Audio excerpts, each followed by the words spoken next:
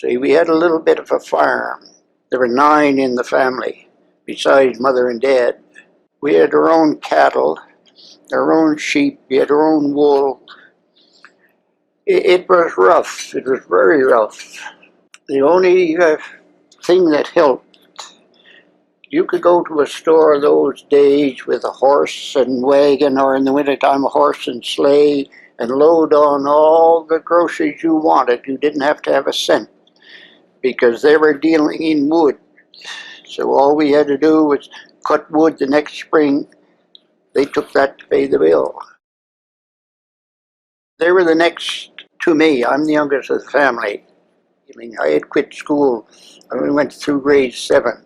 And one day at lunch, my oldest brother said, "I wish Chamberlain would tell Hitler to go flying to hell till we get a war started." Well, I said, "Why do you want a war started?" He said, I don't want it started, but it's coming. There's no way out of it now. He said, "I want to get him one of those little planes." And my other brother said, "You can have that. I'm going to keep my foot on the ground. I'm not going in the air." Well, I said, "Okay, that leaves the Navy for me." So we talked about it, and the fun we were going to have when we came back, arguing about which was the best service. But that night at the supper table, we told our mother and father what we were talking about. And mother said, "If you're going in the Navy, go to the cemetery and dig my grave. Because if you're out there in one of those boats, and even in a big storm, I'm going to need the grave." So I couldn't go to the Navy. But then what I wanted was to get overseas. And I finally got on a draft. We were 6 days going over. We landed over there in England on the 12th.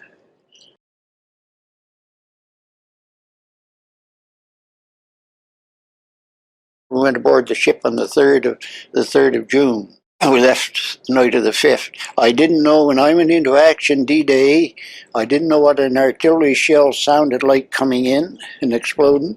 I didn't know what a mortar bomb sounded like. I had none of that training. I wasn't trained. Now the boys that were in England, like my brother, they were in England a couple of years. Well, we were just as frontline reinforcements.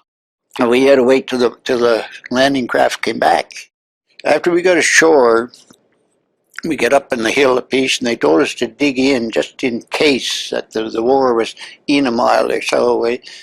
Next thing, Bergeron come hauling again, "England, come on, the Regina Rifle from there." This time we grabbed our equipment and went in a double, so we get in with the Regina Rifles. So we went right up then to B Company. They wanted to take a little town, and they had taken such a beating that the major didn't think he could take the town until he got reinforcements. He didn't have too many men left. He was scared to try to take the town with what he had. That's why he sent the sergeant major back to get reinforcements. So then we went in and took the village. Brettville it's called. That was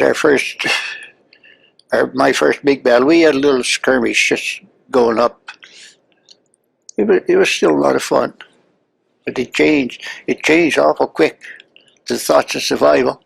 When you see men dying, and you know you're responsible.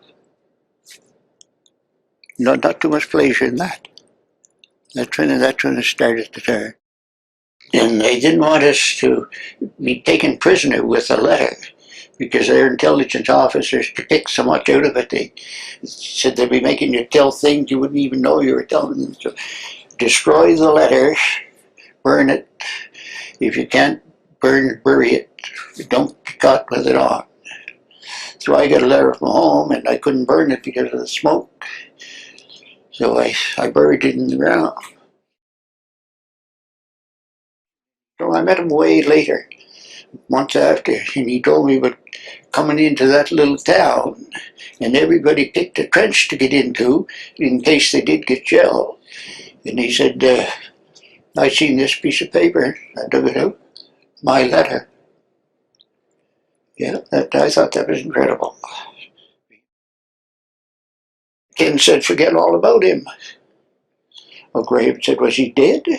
No, he wasn't killed. Was he wounded? No, but said he'll be dead before morning.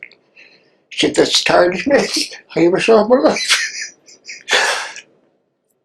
After the Battle of Caen, I got sick, I had to go to the hospital. When you're in action, now we were in on an assault, your nerves were okay. It was after the action was all over. Then if you were going to do any trembling, that's when you started to do the trembling. As long as you were in action, it didn't bother me anyway. And the other thing that didn't bother me too much was small arms, rifle bullets or machine gun bullets, because I brought up with a rifle in the hand when it was that high. And it didn't bother me, but shells is a different story. When those shells get coming in, exploding all around you, and especially when they're close enough that when the concussion goes over the top, it draws the air out of your trench, and you'll swear that the sides of the trench comes in like that, and out again.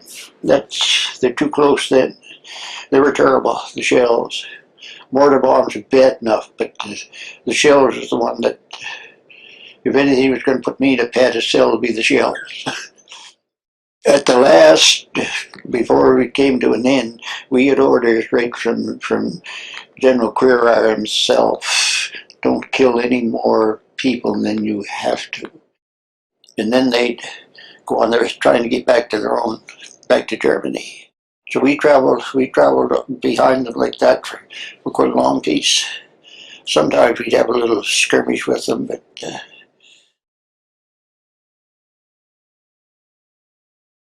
he said, "You're going to feed me before you kill me, are you?" He said, "What the hell makes you think we're going to kill you?" He said, "That's what we were told. Don't surrender to the Canadians. No, nobody's going to kill you.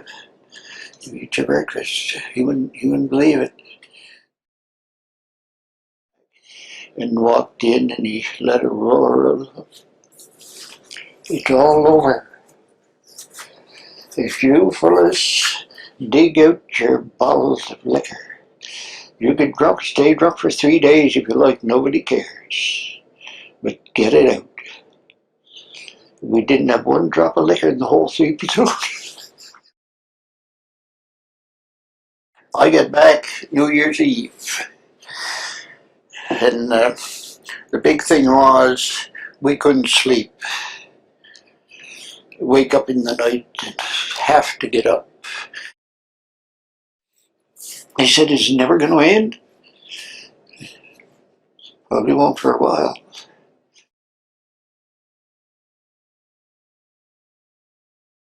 "How come you won't tell us anything?"